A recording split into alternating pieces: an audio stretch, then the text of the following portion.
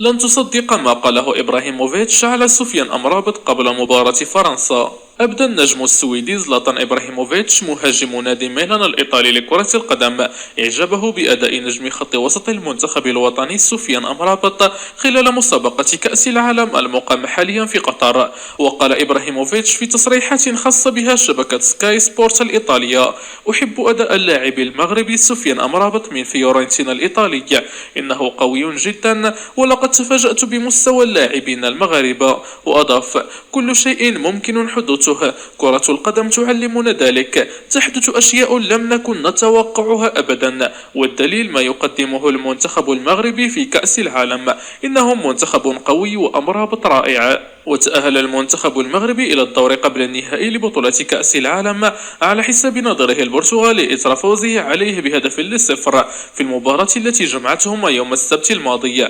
يشار إلى أن مواجهة المنتخب الوطني وفرنسا ستجرى اليوم الأربعاء بداية من الساعة 8 مساء بتوقيت المغرب على أرضية ملعب البيت.